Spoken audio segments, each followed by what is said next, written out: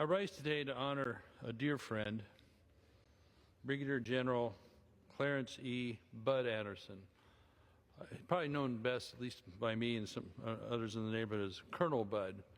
Now, in recent years, Representative Tom McClintock and I petitioned the Air Force to upgrade him to Brigadier General, which he certainly deserved and he earned.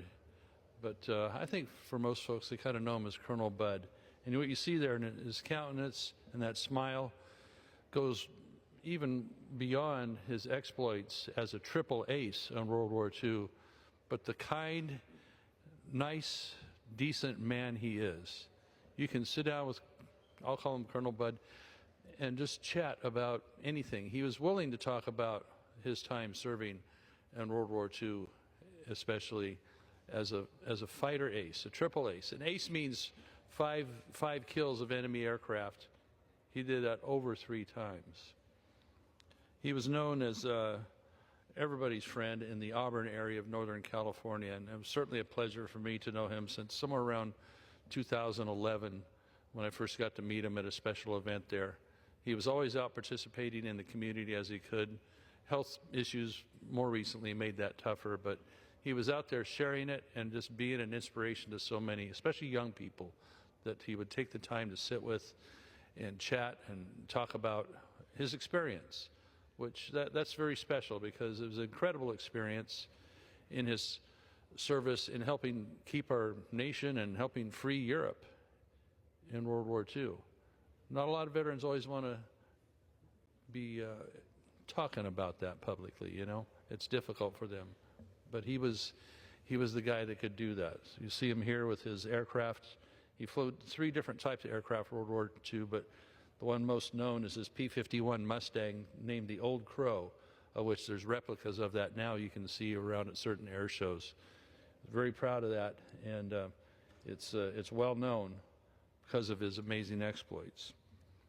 So we're very saddened by it, but our hearts are filled with what a great man and a nice man he was.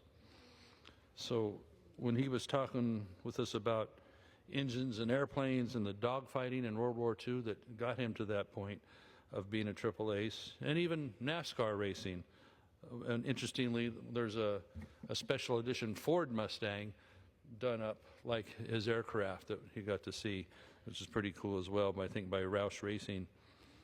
So, but he's always been a Northern California native, grew up on a rural farm in Newcastle. He loved to watch the airplanes back then.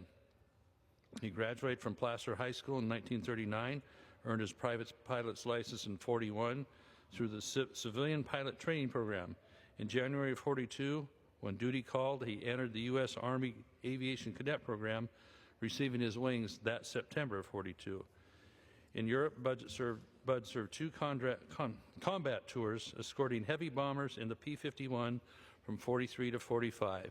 Some severe duty. If you've ever watched any documentaries, the duty they had with those daylight raids to try and bomb Germany out of the war is incredible. And those little friends, as these Mustangs were known, escorting those bombers in that difficult mission were indeed invaluable and loved by them. So he flew 116 combat missions, 480 hours worth, destroyed 16 and a quarter enemy aircraft as they divided up amongst a couple other pilots as well.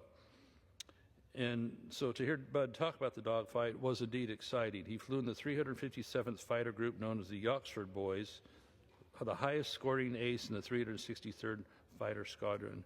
He came home from Europe and married Eleanor Cosby in 1945. They had 2 children, James Edward and Catherine. After the war, he became a fighter test pilot and later chief of fighter operations. He flew many models of early jet fighters and was involved in some very unusual flight test programs, including down at Edwards Air Force Base, where much of that came from. He's flown over 130 types of aircraft and logged 7,500 flying hours in his career. He was also assigned as in post-war Korea as a commander of an F-86 jet fighter squadron there as well. Commander in an F-105 wing in Okinawa, and 2 assignments as well at the Pentagon. He was decorated 25 times. His awards include 2 Legion of Merits, 5 Distinguished Flying Crosses, the Bronze Star, 16 Air Medals, the French Legion of Honor, and the French Croix de Guerre as well. Many as well as many other campaign and service ribbons. When Bud retired from the Air Force, he joined the McDonnell Aircraft Company and served for 12 years as manager of the company flight test facility there. After his full retirement in 84, Bud and Ellie moved back to Auburn, where he continued to travel, hunt, fish, and speak at air shows, and just be the great man we knew him. God bless him. I'm going to miss him personally. What a great friend he was. Great human being. Glad to know him. God bless you. Gentleman's time has expired. Appreciate it.